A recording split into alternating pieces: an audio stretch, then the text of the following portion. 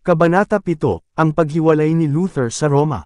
Nangunguna sa mga tinawag na manguna sa simbahan mula sa kadiliman ng Papa tungo sa liwanag ng isang mas dalisay na pananampalataya, si Martin Luther.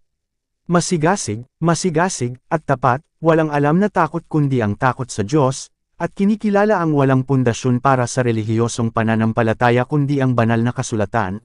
Si Luther ang taong para sa kanyang panahon. Sa pamamagitan niya ay nagawa ng Diyos ang isang dakilang gawain para sa reformasyon ng simbahan at sa kaliwanagan ng mundo. Tulad ng mga unang tagapagbalita ng Ebanghelyo, si Luther ay bumangon mula sa hanay ng kahirapan. Ang kanyang mga unang taon ay ginugol sa abang tahanan ng isang Aleman na magsasaka. Sa araw-araw na pagpapagal bilang isang minero ay natamo ng kanyang ama ang paraan para sa kanyang pag-aaral. Inilaan niya siya para sa isang abogado, ngunit nilayo ng Diyos na gawin siyang isang tagapagtayo sa dakilang templo na napakabagal na bumangon sa paglipas ng mga siglo. Ang paghihirap, kawalan, at matinding disiplina ay ang paaralan kung saan inihanda ng walang hanggang karunungan si Luther para sa mahalagang misyon ng kanyang buhay. Ang ama ni Luther ay isang taong may malakas at aktibong pag-iisip at mahusay na puwersa ng pagkatao, tapat, determinado, at prangka.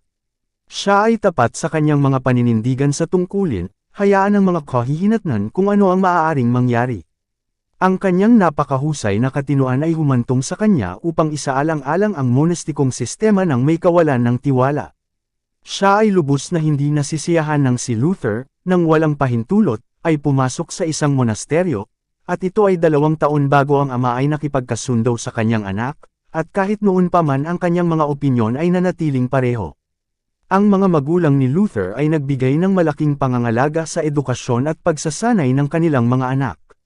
Sinikap nilang turuan sila sa kaalaman sa Diyos at sa pagsasagawa ng mga Kristiyanong birtod. Ang panalangin ng ama ay madalas na umaakyat sa pandinig ng kanyang anak na maalala ng anak ang pangalan ng Panginoon at balang araw ay tumulong sa pagsulong ng kanyang katotohanan. Ang bawat kalamangan para sa moral o intelektual na kultura na pinahintulutan ng kanilang buhay ng pagpapagal na matamasa nila ay sabik na pinahusay ng mga magulang na ito.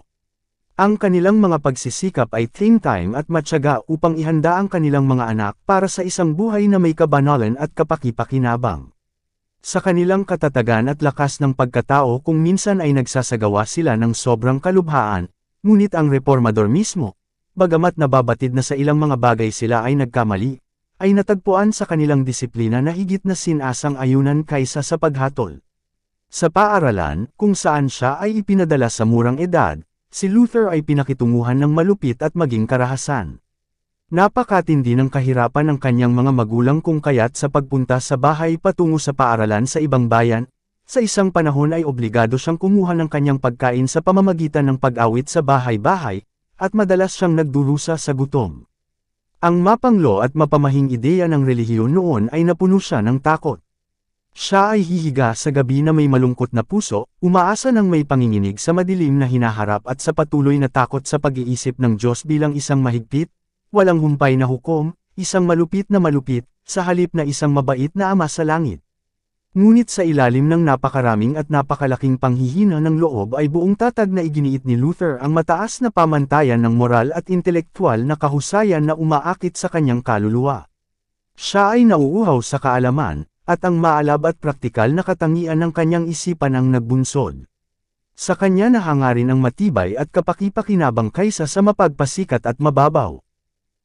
Sa edad na 18, siya ay pumasok sa Universidad ng Erfurt.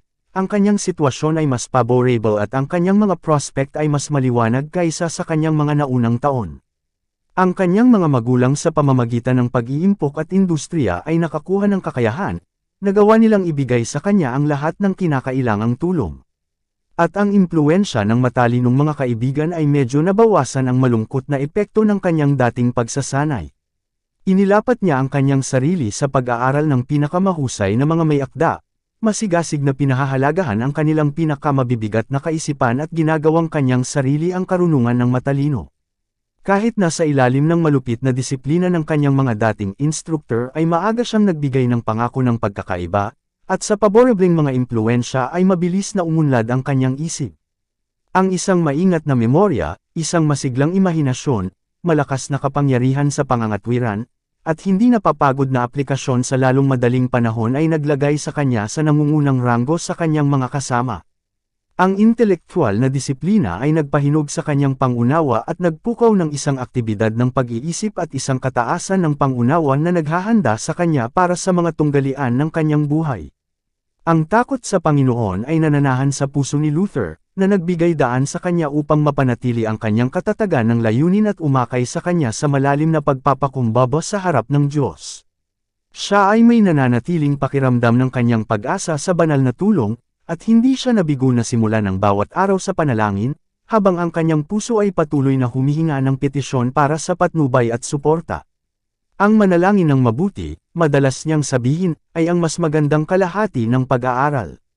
Habang isang araw na sinusuri ang mga aklat sa aklatan ng unibersidad, natuklasan ni Luther ang isang Latin na Biblia. Isang librong hindi pa niya nakita noon. Siya ay ignorante kahit na ang pagkakaroon nito. Narinig niya ang ilang bahagi ng mga ebanghelyo at mga sulat, na binasa sa mga tao sa pampublikong pagsamba, at inakala niyang ito ang buong Biblia. Ngayon, sa unang pagkakataon, tiningnan niya ang kabuuan ng salita ng Diyos. Sa pinaghalong sindik at pagtataka ay inilipat niya ang mga sagradong pahina, na may bumilis na tibok at tumitibok na puso ay binasa niya para sa kanyang sarili ang mga salita ng buhay, huminto paminsan-minsan upang bumulaas, o naway bigyan ako ng Diyos ng gayong aklat para sa aking sarili. Ang mga anghel ng langit ay nasa kanyang tabi, at ang mga sinag ng liwanag mula sa trono ng Diyos ay nagpahayag ng mga kayamanan ng katotohanan sa kanyang pangunawa. Noon pa man ay natakot siyang masaktan ng Diyos, ngunit ngayon ang malalim na pananalig sa kanyang kalagayan bilang isang makasalanan ay humawak sa kanya na hindi kailanman. Ang marubdob na pagnanais na maging malaya mula sa kasalanan at makatagpo ng kapayapaan sa Diyos ang nagbunsod sa kanya sa wakas na pumasok sa isang cloister at italaga ang kanyang sarili sa isang monastikong buhay. Dito ay kinailangan niyang gawin ang pinakamababang pagkapagod at magmakaawa sa bahay-bahay. Siya ay nasa isang edad kung kailan ang paggalang at pagpapahalaga ay pinakasabik na hinahangad, at ang mga mababang katungkulan na ito ay lubhang nakakahiyang sa kanyang likas na damdamin, ngunit matyaga niyang tiniis ang kahihiyang ito, sa paniniwalang kailangan ito dahil sa kanyang mga kasalanan. Ang bawat sandali na maaaring iligtas mula sa kanyang pang-araw-araw na tungkulin ay ginagawa niya sa pag-aaral, ninanakawan ang kanyang sarili ng tulog at sama ng loob kahit na ang oras na ginugugol sa kanyang kakaunting pagkain. Higit sa lahat, natuwa siya sa pag-aaral ng salita ng Diyos. Nakakita siya ng Biblia na nakakadenes sa pader ng kumbento, at dito siya madalas nagkukumpuni. Habang lumalalim ang kanyang pananalig sa kasalanan, hinanggad niya sa pamamagitan ng kanyang sariling mga gawa na makamit ang kapatawaran at kapayapaan. Pinamunuan niya ang isang pinakamahigpit na buhay, nagsusumikap sa pamamagitan ng pag-aayuno, pagbabantay, at paghagupit na supila ng kasamaan ng kanyang kalikasan, kung saan ang buhay monastiko ay hindi nagdulot ng paglaya. Hindi siya umiwas sa walang sakripisyo na sa pamamagitan nito ay makakamit niya ang kadalisayan ng puso na magbibigay daan sa kanya na tumayong sinang-ayunan sa harap ng Diyos. Talagang ako ay isang banal na monghe, ang sabi niya pagkatapos, at sinunod ang mga alituntunin ng aking utos ng mas mahigpit kaysa sa aking maipahayag. Kung ang monghe man ay makakamit ang langit sa pamamagitan ng kanyang mga gawang monghe, tiyak na ako ay may karapatan dito. Kung ito ay nagpatuloy ng mas matagal, dapat ay dinala ko ang aking mga paghihirap hanggang sa kamatayan. Bilang resulta ng masakit na disiplina na ito, nawalan siya ng lakas at nagdusa mula sa pagkahilo, mula sa mga epekto nito na hindi na siya tuluyang gumaling. Ngunit sa lahat ng kanyang pagsisikap ay hindi nakahanap ng ginhawa ang kanyang bigat na kaluluwa. Sa wakas ay nadala siya sa bingit ng kawalan ng pag-asa. Nang lumitaw kay Luther na ang lahat ay nawala, ang Diyos ay nagbangon ng isang kaibigan at katulong para sa kanya. Binuksan ng banal na stoppats ang salita ng Diyos sa isipan ni Luther at inutusan siyang umiwas sa kanyang sarili, itigil ang pagmumuni-muni ng walang hanggang kaparusahan sa paglabag sa batas ng Diyos, at tumingin kay Jesus, ang kanyang tagapagligtas na nagpapatawad sa kasalanan. Sa halip na pahirapan ang iyong sarili dahil sa iyong mga kasalanan, ihagis ang iyong sarili sa mga bisig ng manunubos. Magtiwala sa Kanya, sa katwiran ng Kanyang buhay, sa pagbabayad sala ng Kanyang kamatayan. Makinig sa anak ng Diyos. Siya ay naging tao upang bigyan ka ng katiyakan ng banal na pabor. Mahalin mo siya na unang umibig sa iyo. Ganito ang sinabi nitong mensahero ng awa. Ang kanyang mga salita ay gumawa ng malalim na impresyon sa isip ni Luther. Pagkatapos ng maraming pakikibaka sa mga kamalian na matagal nang itinatangi, naunawaan niya ang katotohanan, at dumating ang kapayapaan sa kanyang nababagabag na kaluluwa. Si Luther ay naordinahan bilang pari at tinawag mula sa cloister sa isang propesor sa Universidad ng Wittenberg. Dito niya inilapat ang kanyang sarili sa pag-aaral ng kasulatan sa orihinal na mga wika. Nagsimula siyang magturo sa Biblia, at ang aklat ng mga awit, ang mga ebanghelyo, at ang mga sulat ay nabuksan sa pagkaunawan ng mga pulutong ng nalulugod na mga tagapakinig. Si Staupitz, ang kanyang kaibigan at superior, ay hinimok siya na umakyat sa pulpito at ipangaral ang salita ng Diyos. Nag-alinlangan si Luther, na nadama ang kanyang sarili na hindi karapat-dapat na magsalita sa mga tao bilang kahalili ni Kristo. Pagkatapos lamang ng mahabang pakikibaka ay sumuko siya sa mga pakiusap ng kanyang mga kaibigan. Siya ay makapangyarihan na sa kasulatan, at ang biyaya ng Diyos ay sumakanya. Ang kanyang kahusayan sa pagsasalita ay bumihag sa kanyang mga tagapakinig, ang kailanawan at kapangyarihan na ginamit niya sa paglalahad ng katotohanan ay nakakumbinsi sa kanilang pangunawa, at ang kanyang kasiglahan ay humipo sa kanilang mga puso. Si Luther ay isa pa ring tunay na anak ng simbahan ng Papa at hindi naisip na siya ay magiging kahit ano paman. Sa probidensya ng Diyos siya ay inakay upang bisitahin ang Roma. Itinuloy niya ang kanyang paglalakbay sa paglalakad, nanunuluyan sa mga monasteryo sa daan. Sa isang kumbento sa Italia ay napuno siya ng pagkamangha sa yaman, kariligan, at karangyaan na kanyang nasaksihan. Pinagkalooban ng isang prinsipeng kita, ang mga monghe ay tumira sa mga mag-agarang apartment, nagbihis ng pinakamayaman at pinakamamahal na damit, at nagpiesta sa isang marangyang mesa. Sa masakit na pag-aalinlangan ay inihambing ni Luther ang tagpong ito sa pagtanggi sa sarili at paghihirap ng kanyang sariling buhay. Nagiging gulo na ang isip niya. Sa wakas ay natanong niya sa malayo ang 7 burol na lungsod.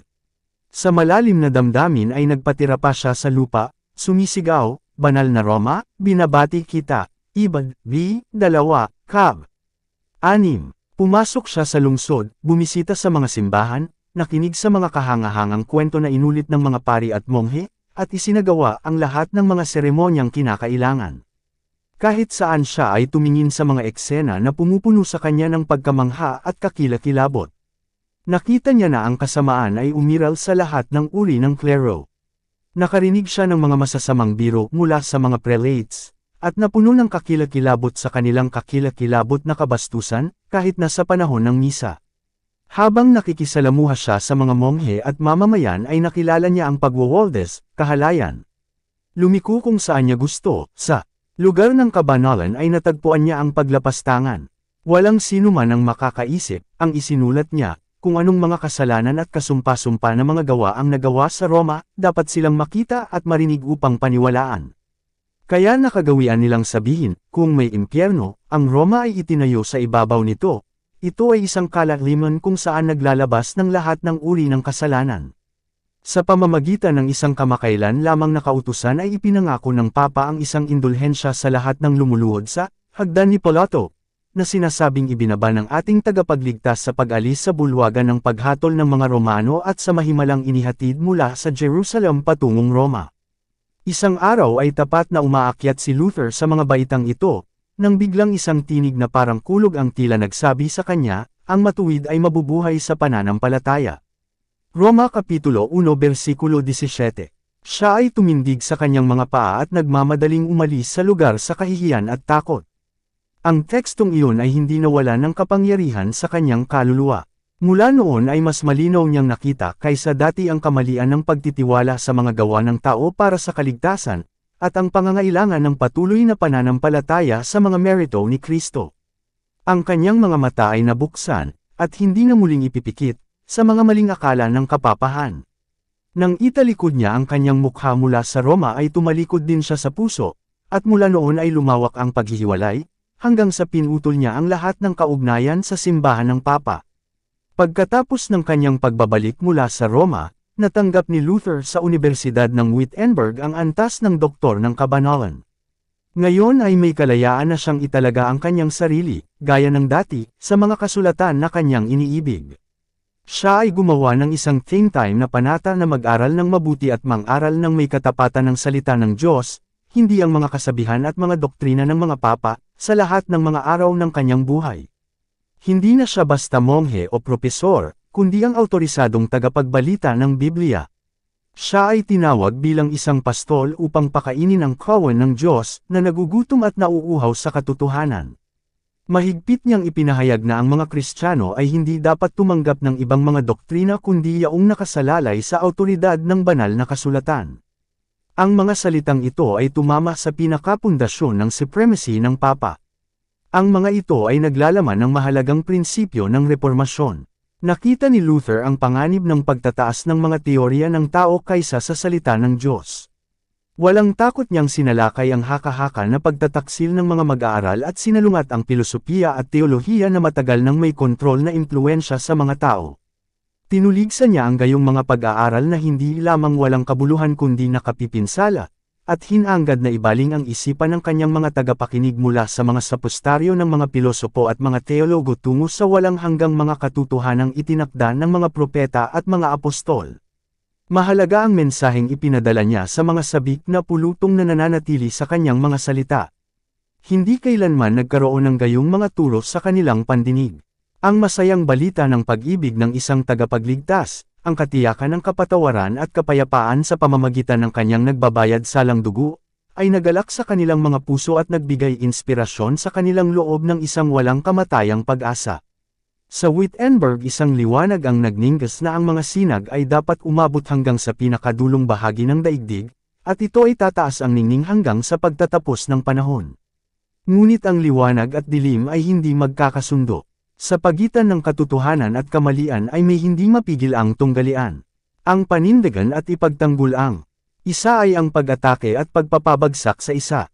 Ang ating tagapagligtas mismo ay nagpahayag, "Ako ay naparito hindi upang magpadala ng kapayapaan, kundi isang tibak." Mateo Kapitulo 10 versikulo 34. Sabi ni Luther, ilang taon pagkatapos ng pagbubukas ng reformasyon, hindi ako ginagabayan ng Diyos, tinutulak niya ako pasulong. Binuhat niya ako, hindi ako master sa sarili ko. Nais kong mamuhay ng pahinga, ngunit ako ay itinapon sa gitna ng mga kaguluhan at mga revolusyon.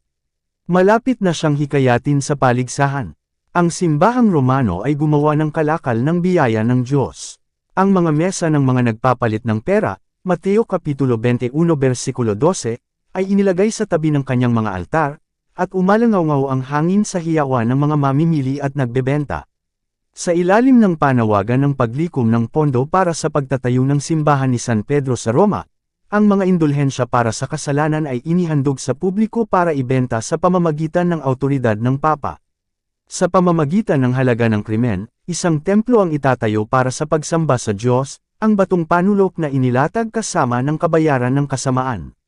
Ngunit ang pinakaparaan na pinagtibay para sa pagpapalaki ng Roma ay nagbunsod ng pinakanakamamatay na dagok sa kanyang kapangyarihan at kadakilaan.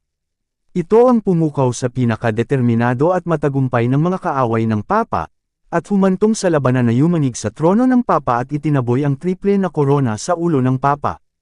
Ang opisyal na hinirang na magsagawa ng pagbebenta ng mga indulhensya sa Alemanya, Tetzel ang pangalan, ay hinatulan ng pinakamababang pagkakasala laban sa lipunan at laban sa batas ng Diyos, ngunit nakatakas sa kaparusahan na nararapat sa kanyang mga krimen, siya ay pinagtatrabahuhan upang isulong ang mersenaryo at walang prinsipyong mga proyekto ng Papa.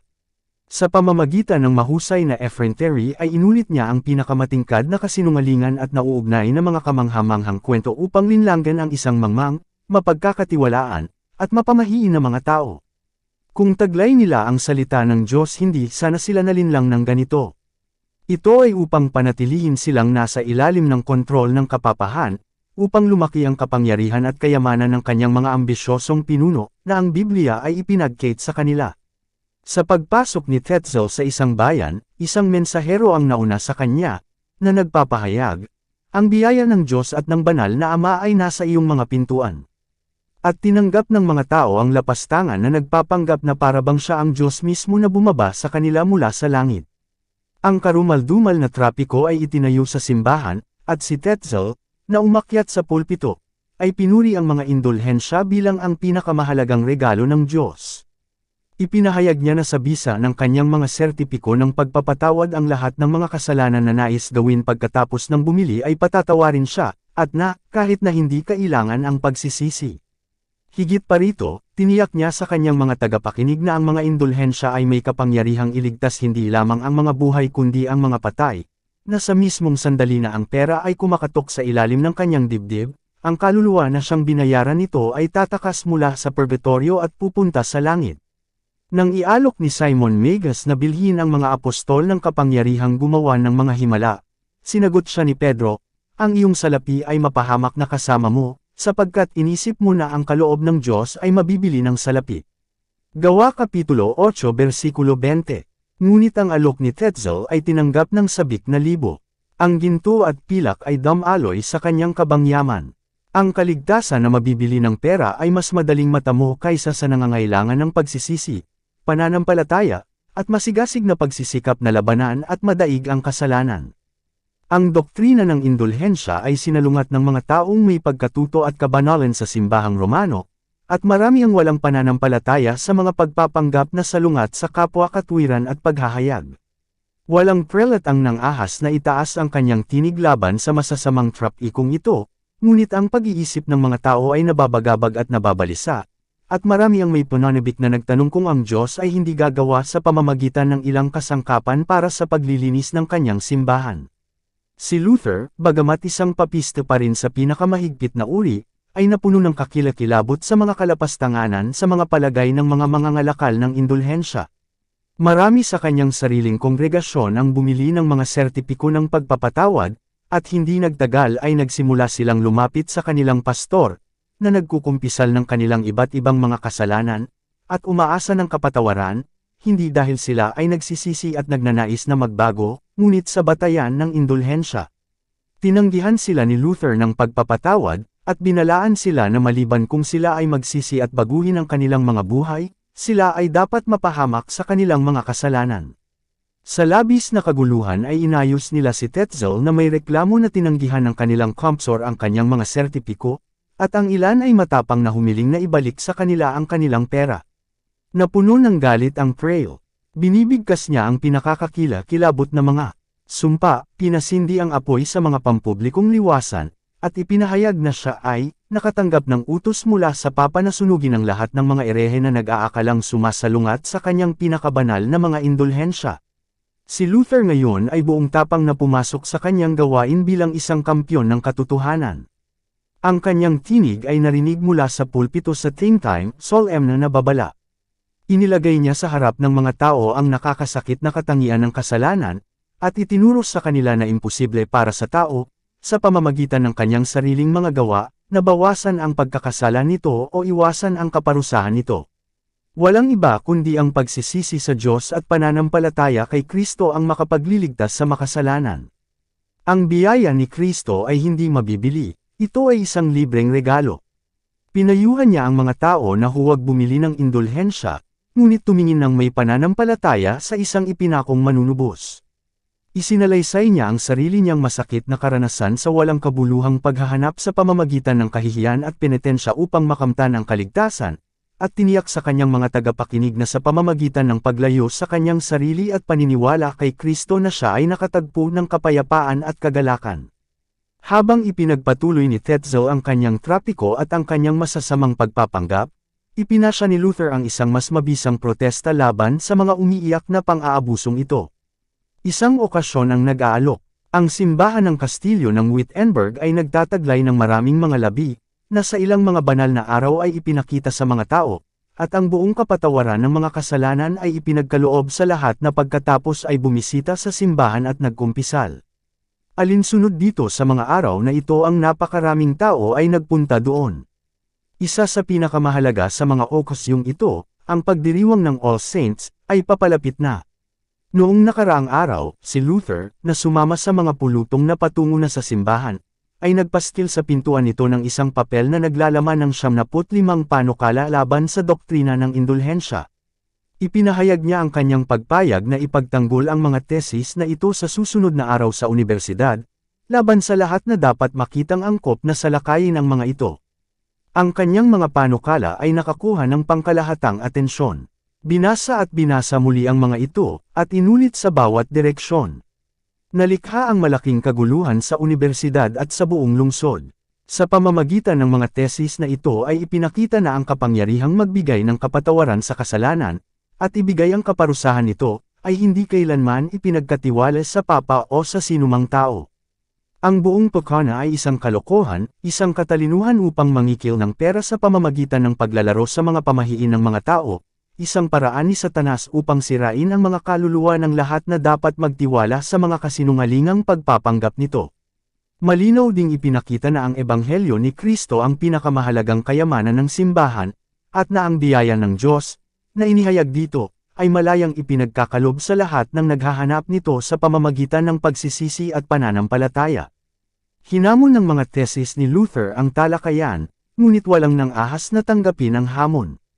Ang mga tanong na kanyang iminungkahi ay lumaganap sa buong Alemanya sa loob ng ilang araw, at sa loob ng ilang linggo ay napakinggan na ang mga ito sa buong sangkakristyanuhan. Maraming mga tapat na Romanista na nakakita at nanandiyan sa kakilakilabot na kasamaan na namamayani sa simbahan, ngunit hindi alam kung paano aalisin ang pag-unlad nito, ay nagbasa ng mga panukala na may malaking kagalakan, na kinikilala sa kanila ang tinig ng Diyos. Nadama nila na ang Panginoon ay may kagandahang loob na iniunat ang kanyang kamay upang arestuhin ang mabilis na pag-unlad ng katiwalian na nagmumula sa Sinang Roma. Ang mga prinsipe at mahistrado ay lihim na natuwa na ang isang tseke ay dapat ilagay sa mapagmataas na kapangyarihan na tinanggihan ang karapatang umapila mula sa mga desisyon nito. Ngunit ang mga taong mapagmahal sa kasalanan at mapamahiin ay natakot habang ang mga saputismo na nagpakalma sa kanilang mga takot ay natangay. Ang mga tusong eklesyastiko, na naantala sa kanilang gawain ng pagbibigay parusa sa krimen, at nakitang nanganganib ang kanilang mga natamo, ay nagalit, at nagrally upang itaguyod ang kanilang mga pagpapanggap. Ang reformador ay may mapapait na mga tagapag-akusa na makakasalubong. Inakusahan siya ng ilan na kumilos ng madalian at dahil sa salpok. Ang iba ay inakusahan siya ng pagpapalagay, na nagpahayag na siya ay hindi pinamunuan ng Diyos, ngunit kumikilos mula sa pagmamataas at pagiging masigla. Sino ang hindi nakakaalam, tugon niya, na ang isang tao ay bihirang maglabas ng anumang bagong ideya ng hindi nagpapakita ng pagmamalaki, at hindi inaakusahan ng mga kapana-panabik na pag-aaway. Bakit pinatay si Kristo at ang lahat ng mga martir?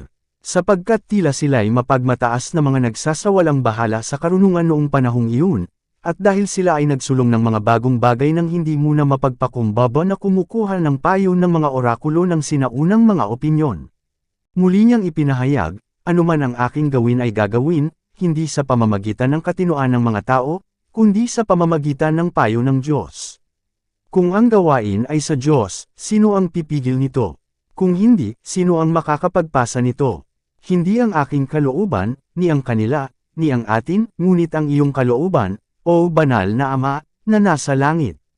Bagamat si Luther ay naantig ng Espiritu ng Diyos upang simulan ang kanyang gawain, hindi niya ito dapat isulong ng walang matinding labanan. Ang mga panlalait ng kanyang mga kaaway, ang kanilang maling paglalarawan sa kanyang mga layunin, at ang kanilang di makatarungan at masasamang pagmumuni-muni sa kanyang pagkatao at motibo, ay dumating sa kanya tulad ng isang napakatinding baha, at hindi sila naging walang bisa. Nagtiwala siya na ang mga pinuno ng mga tao, kapwa sa simbahan at sa mga paaralan, ay malugod na makiisa sa kanya sa mga pagsisikap para sa reforma. Ang mga salita ng pampatibay loob mula sa mga nasa mataas na posisyon ay nagbigay inspirasyon sa kanya ng kagalakan at pag-asa. Nasa pag-asam na niya ang isang mas maliwanag na araw na sumisikat para sa simbahan. Ngunit ang paghihikayat ay napalitan ng panunumbat at pagkondena. Maraming mga dignitaryo, ng simbahan at estado, ang nahatulan ng katotohanan ng kanyang mga thesis, ngunit sa lalong madaling panahon nakita nila na ang pagtanggap sa mga katotohanang ito ay magsasangkot ng malalaking pagbabago. Ang maliwanagan at magreporma sa mga tao ay halos makasira sa awtoridad ng Roma, upang pigilan ang libu-libong batis na ngayon ay umaagos sa kanyang kabangyaman, at sa gayon ay lubhang mapipigilan ang pagmamalabas at karangyan ng mga pinuno ng Papa. Higit pa rito, ang turuan ng mga tao na mag-isip at kumilos bilang mga responsableng nilalang, na tumitingin kay Kristo lamang para sa kaligtasan, ay magpapabagsak sa trono ng Papa at sa huli ay sisira sa kanilang sariling awtoridad. Dahil dito, tinanggihan nila ang kaalamang ibinigay sa kanila ng Diyos at naghanda ng kanilang sarili laban kay Kristo at sa katotohanan sa pamamagitan ng kanilang pagsalungat sa taong kanyang isinugo upang maliwanagan sila. Nanginginig si Luther habang pinagmamasdan ang kanyang sarili, isang tao na sumasalungat sa pinakamakapangyarihang kapangyarihan sa lupa. Kung minsan ay nagdududa siya kung talagang pinangunahan siya ng Diyos upang itakda ang kanyang sarili laban sa awtoridad ng simbahan. Sino ako, ang isinulat niya, upang sumalungat sa kamahalan ng Papa, na sa harap niya, ang mga hari sa lupa at ang buong mundo ay nanginig. Walang nakakaalam kung ano ang dinanas ng puso ko sa unang 2 taon na ito, at sa kung anong kawalang pag-asa, masasabi kong nalugmok ako. Ngunit hindi siya pinabayaang mawalan ng pag-asa. Nang mabaigo ang suporta ng tao, tumingin siya sa Diyos lamang at nalaman niyang maaari siyang sumandal ng may ganap na kaligtasan sa makapangyarihang bisig na iyon. Sa isang kaibigan ng Reformasyon ay sumulat si Luther, hindi natin matatamo ang pagkaunawa sa kasulatan sa pamamagitan ng pag-aaral o sa pamamagitan ng talino. Ang iyong unang tungkulin ay magsimula sa pamamagitan ng panalangin. Manalangin sa Panginoon na ipagkaloob sa iyo, ng kanyang dakilang awa, ang tunay na pagkaunawa sa kanyang salita.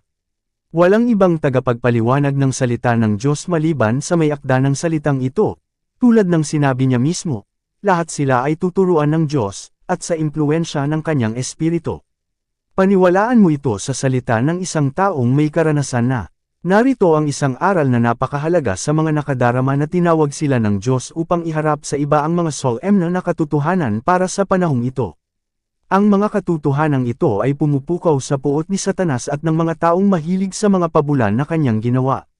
Sa pakikipaglaban sa mga kapangyarihan ng kasamaan ay nangangailangan ng isang bagay na higit pa sa lakas ng talino at karunungan ng tao. Nang ang mga kaaway ay umapila sa kaugalian at tradisyon, o sa mga pahayag at awtoridad ng Papa, sinalubong sila ni Luther gamit ang Biblia at ang Biblia lamang. Narito ang mga argumento na hindi nila masagot, kaya't ang mga alipin ng formalismo at pamahiin ay sumisigaw para sa kanyang dugo, gaya ng hinihiling ng mga Hudyo para sa dugo ni Kristo. Siya ay isang erehe, ang sigaw ng mga masigasig na Romano. Mataas na pagtataksil laban sa simbahan na payagan ang napakasamang erehe na mabuhay ng isang oras pa. Hayaang may tayo kaagad ang plansya para sa kanya. Ngunit si Luther ay hindi naging biktima ng kanilang galit. May gawain ang Diyos na dapat niyang gawin, at ang mga anghel ng langit ay ipinadala upang protektahan siya.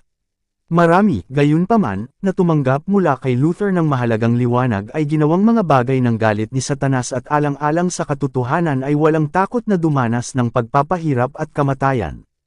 Ang mga turo ni Luther ay nakaakit ng atensyon ng mga maalalahaning isipan sa buong Alemanya. Mula sa kanyang mga sermon at sulat ay naglabas ng mga sinag ng liwanag na gumising at nagpapaliwanag sa libo-libo. Isang buhay na pananampalataya ang pumalit sa patay na formalismo kung saan ang simbahan ay matagal nang pinanghawakan. Ang mga tao ay araw-araw na nawawalan ng tiwala sa mga pamahiin ng Romanismo. Ang mga hadlang ng pagtatangi ay nagbibigay daan. Ang salita ng Diyos, kung saan sinubok ni Luther ang bawat doktrina at bawat pag-aangkin, ay parang isang tibak na may 2 talam, na tumatagos sa puso ng mga tao. Kahit saan ay nagising ang isang pagnanais para sa espiritual na pag-unlad.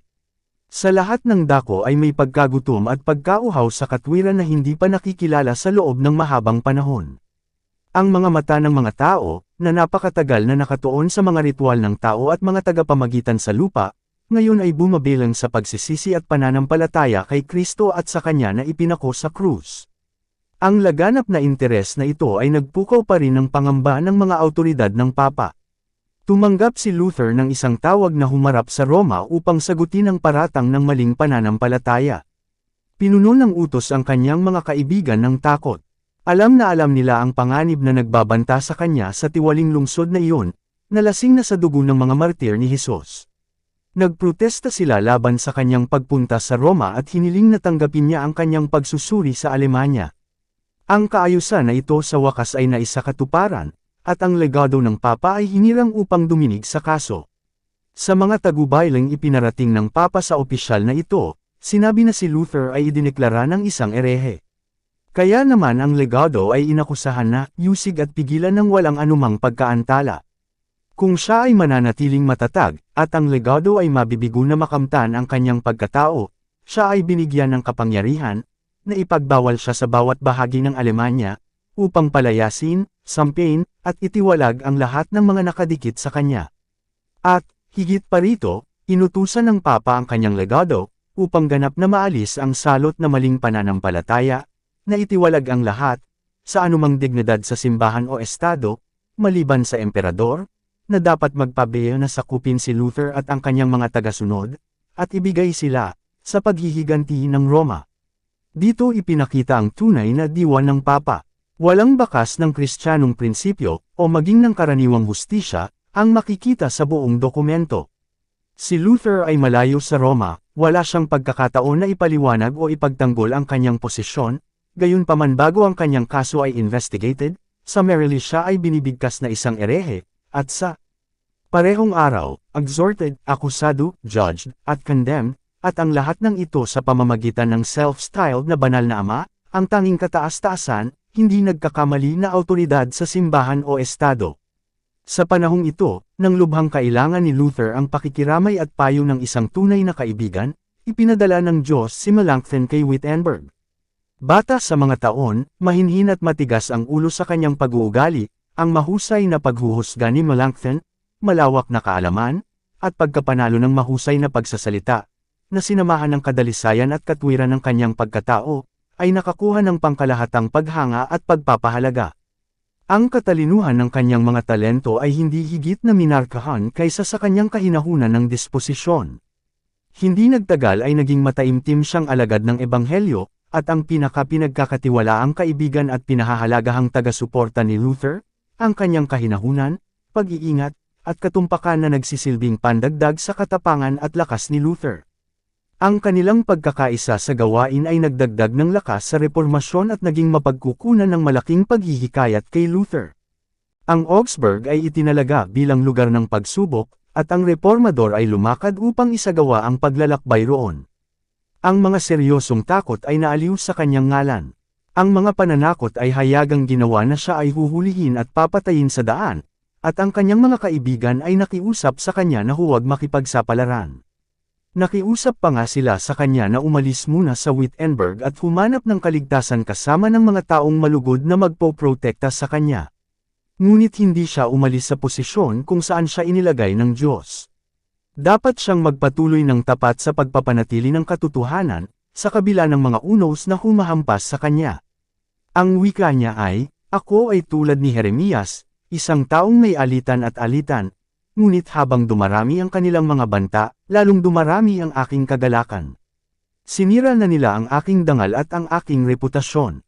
Isang bagay ang natitira, ito ang aking kahabag-habag na katawan, kunin nila ito, sa gayon ay paiikliin nila ang aking buhay ng ilang oras. Ngunit tungkol sa aking kaluluwa, hindi nila iyon maaaring kunin. Siya na nagnanais na ipahayag ang salita ni Kristo sa mundo, ay dapat umasa ng kamatayan sa bawat sandali."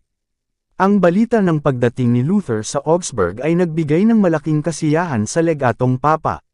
Ang maligalig na erehe na nakakapanabot sa atensyon ng buong daigdig ay tila nasa kapangyarihan ng Roma, at ipinasya ng kautusan na hindi siya dapat tumakas. Ang reformador ay nabigo na magbigay sa kanyang sarili ng isang ligtas na pag-uugali. Hinimok siya ng kanyang mga kaibigan na huwag humarap sa legado ng walang isa, at sila mismo ang nagsagawa upang kunin ito mula sa emperador. Ang legado ay naglalayo na pilitin si Luther, kung maaari, na bawiin, o, kung nabigo ito, na maging dahilan upang maihatid siya sa Roma, upang ibahagi ang kapalaran ni Huss at Jerome.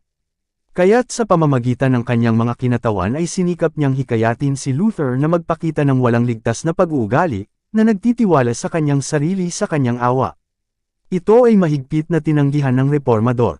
Hanggang sa natanggap niya ang dokumentong nagsasaad sa kanya ng proteksyon ng emperador, hindi siya nagpakita sa presensya ng embahador ng Papa. Bilang isang bagay ng patakaran, ang mga Romanista ay nagpasya na tangkaing manalo kay Luther sa pamamagitan ng pagpapakita ng kahinahunan. Ang legado, sa kanyang mga panayam sa kanya, ay nagpahayag ng mahusay na pagkamagiliw, ngunit hiniling niya na magpasakop si Luther sa awtoridad ng simbahan, at ibigay ang bawat punto ng walang argumento o tanong. Hindi niya naintindihan ng tama ang katangian ng lalaking kailangan niyang harapin. Si Luther, bilang tugon, ay nagpahayag ng kanyang paggalang sa iglesia, ang kanyang pagnanais para sa katotohanan, ang kanyang kahandaang sagutin ang lahat ng pagtutol sa kanyang itinuro, at isuko ang kanyang mga doktrina sa desisyon ng ilang nangungunang unibersidad. Ngunit kasabay nito ay nagprotesta siya laban sa kurso ng kardinal sa pag-uutos sa kanya na umatras ng hindi napatunayang nagkamali siya. Ang tanging tugon ay, bawiin, bawiin. Ipinakita ng reformador na ang kanyang posisyon ay pinananatili ng kasulatan at mariing ipinahayag na hindi niya maaaring talikuran ang katotohanan. Ang legado, na hindi makatugon sa mga pangangatwiran ni Luther, ay dinaig siya ng isang unos ng mga panlalait, pagbibiro, at pambabala, na sinali ng mga pagsipi mula sa tradisyon at mga kasabihan ng mga ama, na hindi nagbigay ng pagkakataon sa reformador na magsalita. Sa pagkakita na ang komperensya, sa gayon ay nagpatuloy, ay magiging ganap na walang saysay, si Luther sa wakas ay nakakuha ng isang atubiling pahintulot na ipahayag ang kanyang sagot sa sulat.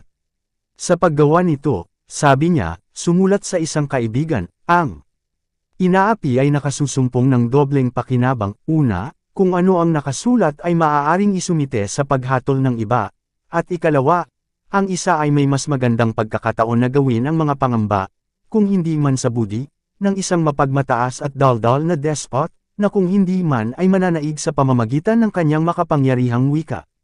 Sa susunod na panayam, ipinakita ni Luther ang isang malinaw, maigsi, at mapilit na paglalahad ng kanyang mga pananaw, na lubos na sinusuportahan ng maraming sipi mula sa kasulatan.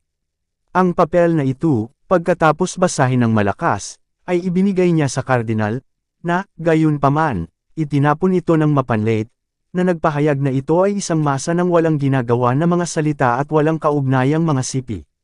Si Luther, na lubos na napukaw, ngayon ay nakipagtagpo sa mapagmataas na prelate sa kanyang sariling lupa, ang mga tradisyon at turo ng simbahan, at lubos na ibinagsak ang kanyang mga palagay.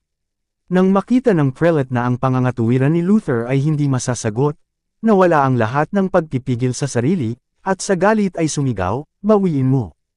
O ipapadala kita sa Roma, doon upang humarap sa mga hukom na inatasan na kilalanin ang iyong layunin. Itataboy kita at lahat ng iyong mga partido, at lahat ng haharap sa iyo anumang oras, at itataboy sila sa simbahan. At sa wakas ay ipinahayag niya, sa isang mapagmataas at galit na tono, bawiin, o huwag nang bumalik. Ang reformer ay agad na umatras kasama ang kanyang mga kaibigan, kaya malinaw na ipinahayag na walang pagbawi na inaasahan mula sa kanya. Hindi ito ang layunin ng cardinal. Nambobola niya ang kanyang sarili na sa pamamagitan ng karahasan ay masindak niya si Luther sa pagpapasakop. Ngayon, naiwan siyang mag-isa kasama ang kanyang mga taga-suporta, tumingin siya sa isa't isa sa lubos na pagkalungkot sa hindi inaasahang kabiguan ng kanyang mga pukana. Ang mga pagsisikap ni Luther sa pagkakataong ito ay hindi walang magandang resulta. Ang malaking kapulungan na naruroon ay nagkaroon ng pagkakataon na paghambingin ang dalawang lalaki, at hatulan para sa kanilang sarili ang espiritu na ipinamalas nila, gayon din ang lakas at katotohanan ng kanilang mga posisyon. Gaano kapansin-pansin ang kaibahan? Ang reformer, simple, mapagpakumbaba, matatag, ay tumayo sa lakas ng Diyos, na may katotohanan sa kanyang panig, ang kinatawan ng Papa, na mahalaga sa sarili, mapagmataas, palalo, at hindi makatwiran, ay walang kahit isang argumento mula sa kasulatan, gayon may marubdob na sumisigaw, bawiin, o ipadala sa Roma para sa kaparusahan. Sa kabila ng pagkakaroon ni Luther ng isang ligtas na pag-uugali, ang mga Romanista ay nagbabalak na sakupin at aipakulong siya. Ang kanyang mga kaibigan ay hinimok na dahil walang silbi para sa kanya na pahabain ang kanyang pamamalagi, dapat siyang bumalik sa Wittenberg ng walang pagkaantala, at ang lubos na pag-iingat ay dapat sundin upang maitago ang kanyang mga intensyon. Alinsunod dito, umalis siya sa Augsburg bago mag-araw, sakay ng kabayo, na sinamahan lamang ng isang gabay na ibinigay sa kanya ng mahistrado.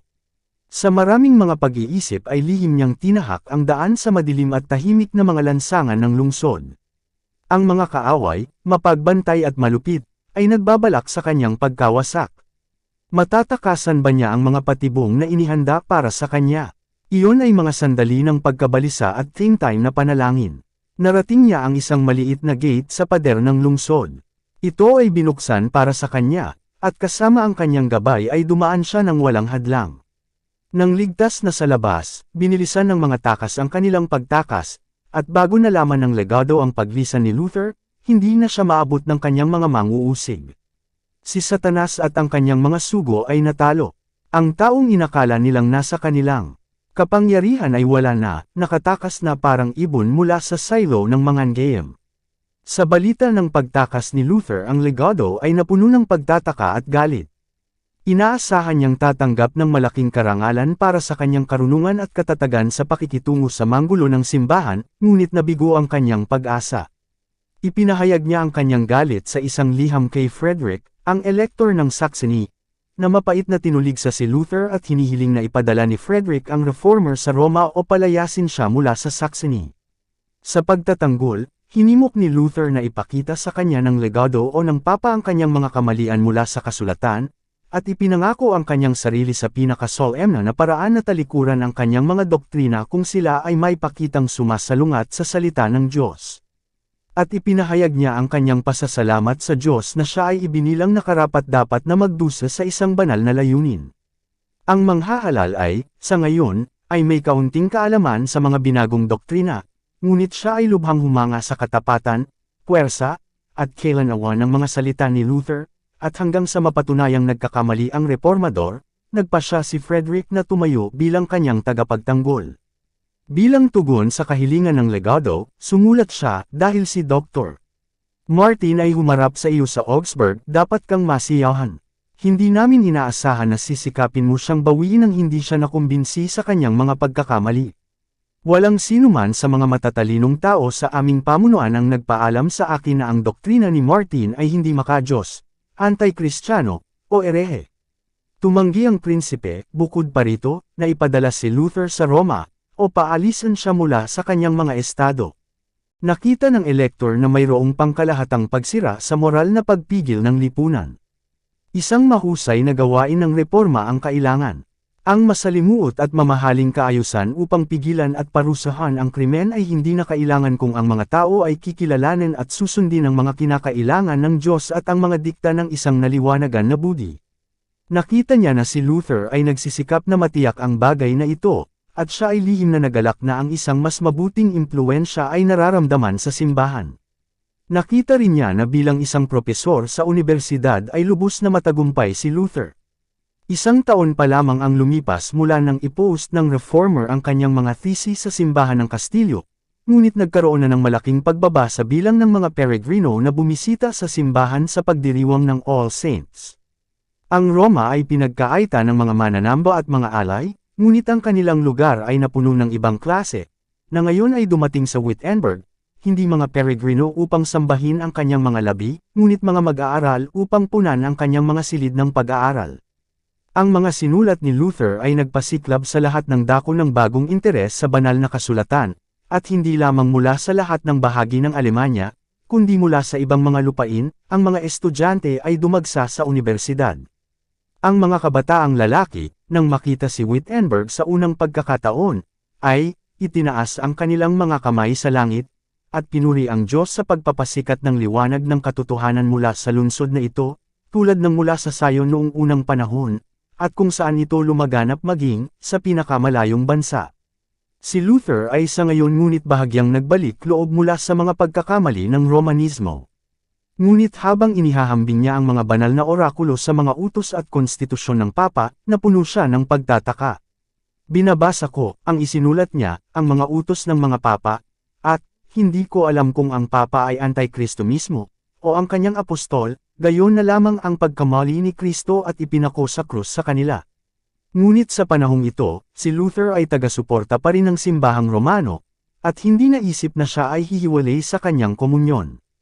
Ang mga isinulat ng reformer at ang kanyang doktrina ay umaabot sa bawat bansa sa sangkakristyanuhan. Lumaganap ang gawain sa Switzerland at Holland. Ang mga kopya ng kanyang mga sinulat ay nakarating sa France at Spain. Sa England ang kanyang mga turo ay tinanggap bilang salita ng buhay. Sa Belgium at Italy din ay lumawak ang katotohanan. Libo-libo ang nagising mula sa kanilang parang kamatayang pagkahimatay tungo sa kagalakan at pag-asa ng isang buhay ng pananampalataya. Lalong nagalit ang Roma sa mga pag-atake ni Luther, at ipinahayag ng ilan sa kanyang mga panatikong kalaban, maging ng mga doktor sa mga universidad ng Katoliko, na siya na dapat pumatay sa mapanghimagsik na monghe ay walang kasalanan. Isang araw isang estranghero, na may isang pistola na nakatago sa ilalim ng kanyang balabal, ay lumapit sa reformador at nagtanong kung bakit siya nag-iisa. Ako ay nasa mga kamay ng Diyos, sagot ni Luther. Siya ang aking lakas at aking kalasag. Ano ang magagawa ng tao sa akin? Nang marinig ang mga salitang ito, ang estranghero ay namutla at tumakas na parang mula sa harapan ng mga anghel ng langit. Ang Roma ay nakabaluktot sa pagkawasak ni Luther, ngunit ang Diyos ang kanyang depensa.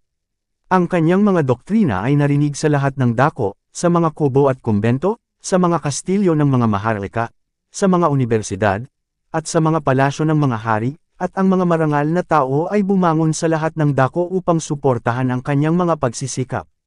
Sa mga panahong ito, si Luther, na binabasa ang mga gawa ni Huss, ay natagpuan na ang dakilang katotohanan ng pagpapawalang sala sa pamamagitan ng pananampalataya, na siya mismo ay naghahangad na itaguyod at ituro, ay pinanghawakan ng Bohemian Reformer.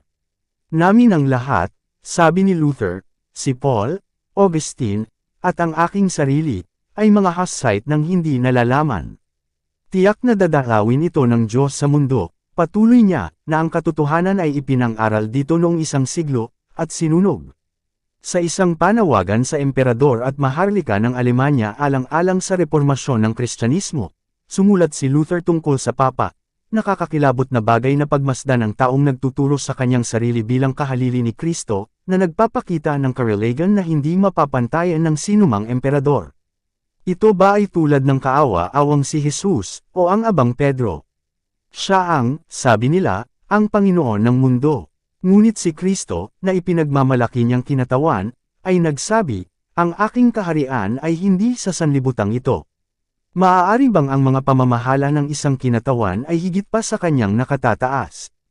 Ganito ang isinulat niya tungkol sa mga universidad, labis akong natatakot na ang mga universidad ay magiging mga dakilang pintuan ng impyerno, maliban kung sila ay masigasig na magsisikap sa pagpapaliwanag ng banal na kasulatan, at pag-uukit sa mga ito sa puso ng mga kabataan. Pinapayuhan ko na walang sinuman na ilagay ang kanyang anak kung saan ang mga kasulatan ay hindi naghahari higit sa lahat. Ang bawat institusyon na kung saan ang mga tao ay walang tigil na abala sa salita ng Diyos ay dapat maging tiwali. Ang apela na ito ay mabilis na kumalat sa buong Alemanya at nagdulot ng malakas na impluwensya sa mga tao. Ang buong bansa ay napukaw, at maraming tao ang napukaw na magtipon sa pamantayan ng reforma.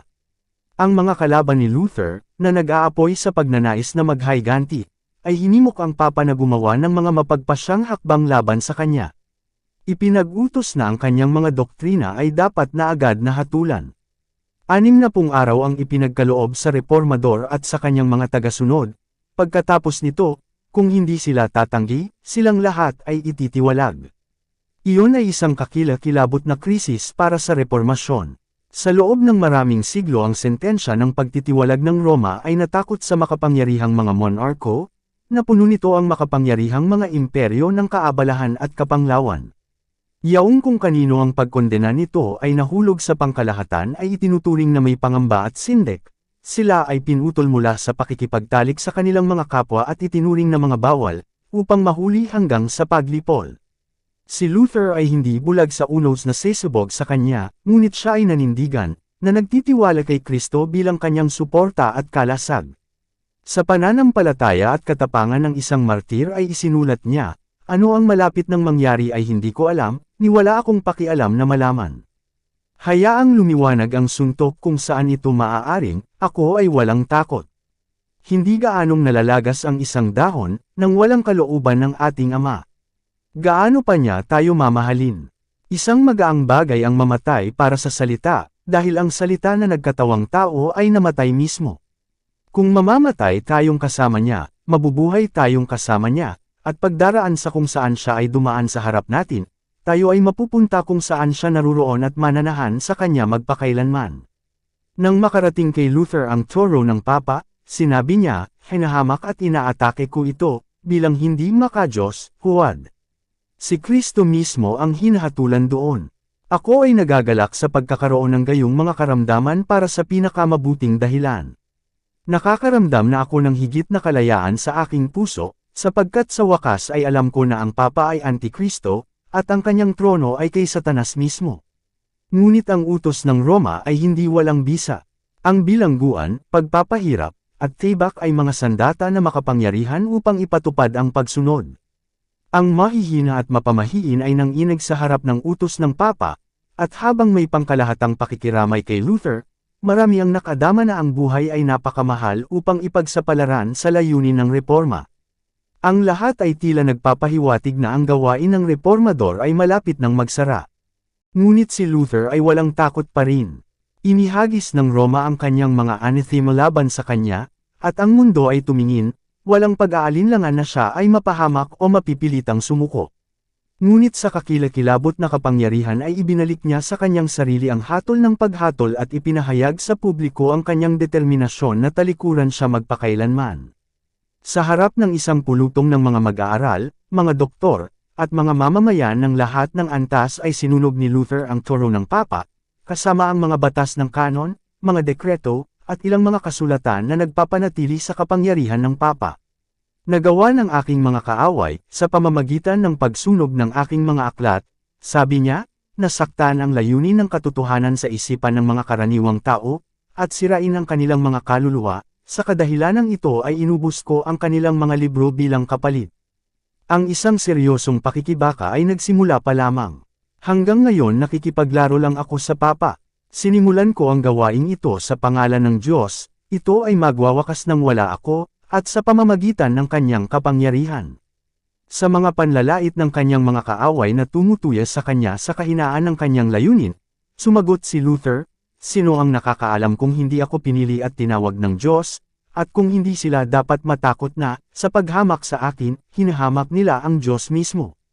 Si Moises ay nag-iisa sa pag-alis sa Ehipto, si Elias ay nag-iisa sa paghahari ni Haring Ahab, nag-iisa si Isaiah sa Jerusalem, nag-iisa si Ezekiel sa Babylon.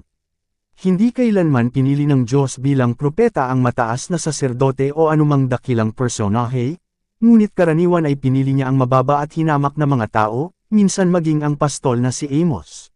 Sa bawat panahon, ang mga banal ay kailangang sawayin ang mga dakila, mga hari, mga prinsipe, mga saserdote, at mga pantas, sa panganib ng kanilang buhay. Hindi ko sinasabi na ako ay isang propeta, ngunit sinasabi ko na dapat silang matakot dahil nag-iisa ako at marami sila. Natitiyak ko ito, na ang salita ng Diyos ay sama sa akin, at ito ay wala sa kanila. Gayunman ay hindi walang kaayla hilakbot na pakikibaka sa kanyang sarili na nagpasya si Luther sa isang huling paghihiwalay sa simbahan. Sa mga oras na ito ay sumulat siya, lalong nararamdaman ko araw-araw kung gaano kahirap isantabi ang mga pag-aalinlangan na natamo ng isa sa pagkabata. Oh, gaanong sakit ang naidulot nito sa akin, bagamat nasa panig ko ang mga kasulatan, upang bigyang katwiran sa aking sarili na dapat akong maglakas loob na manindigan ng mag-isa laban sa Papa, at hawakan siya bilang Antikristo. Ano ang hindi naging mga kapigatian ng aking puso? Ilang beses ko nang hindi na itanong sa aking sarili ng may kapitan ang tanong na iyon na napakadalas sa mga labi ng mga Papa, ikaw lang ba ang marunong? Maaari bang magkamali ang lahat? Paano ito, kung tutuusin, ang iyong sarili ang mali, at ang nasasangkot sa iyong kamalian ng napakaraming kaluluwa, na kung gayon ay masusumpa ng walang hanggan? Sa pamamagitan ng kanyang sariling hindi nagkakamali na salita, pinatibay ang aking puso laban sa mga pag-aalinlangan na ito. Binyantaan ng Papa si Luther ng pagtitiwalag kung hindi siya tatanggi, at ang banta ay natupad na ngayon. Isang bagong toro ang lumitaw, na nagpapahayag ng huling paghihiwalay ng reformador sa simbahang Romano, tinutulig sa siya bilang isinumpa ng langit, at kasama sa parehong paghatol ang lahat ng dapat tumanggap ng kanyang mga doktrina. Ang mahusay na paligsahan ay ganap na napasok. Ang pagsalungat ay ang kalagayan ng lahat ng ginagamit ng Diyos upang maglahad ng mga katotohanang partikular na angkop sa kanilang panahon. Mayroong kasalukuyang katotohanan sa mga araw ni Luther, isang katotohanan sa panahong iyon na may natatanging kahalagahan, may kasalukuyang katotohanan para sa simbahan ngayon. Siya na gumagawa ng lahat ng bagay ayon sa payo ng kanyang kalooban ay nalulugod na ilagay ang mga tao sa ilalim ng iba't ibang mga kalagayan at mag-utos sa kanila ng mga tungkuling kakaiba sa mga panahon kung saan sila nabubuhay at sa mga kondisyon kung saan sila inilalagay. Kung pahalagahan nila ang liwanag na ibinigay sa kanila, mas malawak na pananaw ng katotohanan ang mabubuksan sa harap nila. Ngunit ang katotohanan ay hindi na hinahangad ng karamihan ngayon kaysa sa mga papista na sumalungat kay Luther. May parehong disposisyon na tanggapin ang mga teorya at tradisyon ng mga tao sa halip na ang salita ng Diyos tulad ng noong unang panahon. Yaong mga naghaharap ng katotohanan para sa panahong ito ay hindi dapat umasa na tatanggapin sila ng may higit na pabor kaysa sa mga naunang reformador. Ang malaking kontrobersya sa pagitan ng katotohanan at kamalian, sa pagitan ni Kristo at ni Satanas, ay lalong tindi hanggang sa pagtatapos ng kasaysayan ng mundong ito. Sinabi ni Jesus sa kanyang mga disipulo, kung kayo'y taga-sanglibutan, iibigin ng sanglibutan ang kanyang sarili, datapwat sapagkat kayo'y hindi taga-sanglibutan, kundi kayo'y pinili ko sa sanglibutan, kaya't napupuot sa inyo ang sanglibutan. Alalahanin ninyo ang salitang sinabi ko sa inyo, ang alipin ay hindi dakila kaysa sa kanyang Panginoon. Kung inusig nila ako, uusigin din nila kayo, kung tinupad nila ang aking salita, tutuparin din nila ang iyo. Juan Kapitulo 15 versikulo 19-20. At sa kabilang banda ay malinaw na ipinahayag ng ating Panginoon, sa aba ninyo, kapag ang lahat ng tao ay nagsasalita ng mabuti tungkol sa inyo. Sapagkat gayon din ang ginawa ng kanilang mga ninuno sa mga huwad na propeta. Lucas Kapitulo 6 versikulo 26. Ang espiritu ng sanlibutan ay hindi na naaayon sa espiritu ni Kristo ngayon kaysa noong unang panahon, at yaong mga nangangaral ng salita ng Diyos sa kadalisayan nito ay matatanggap ng walang higit na pabor ngayon kaysa noon. Ang mga anyo ng pagsalungat sa katotohanan ay maaaring magbago, ang puot ay maaaring hindi gaanong bukas dahil ito ay mas banayad, ngunit ang parehong antagonismo ay umiiral pa rin at ipapakita hanggang sa katapusan ng panahon. Dito nagtatapos ang Kabanata 7. Para updated ka sa susunod na kabanata, ay huwag kalimutang mag-subscribe, mag-follow at mag-share sa ating channel Renilab TV. Maraming salamat po.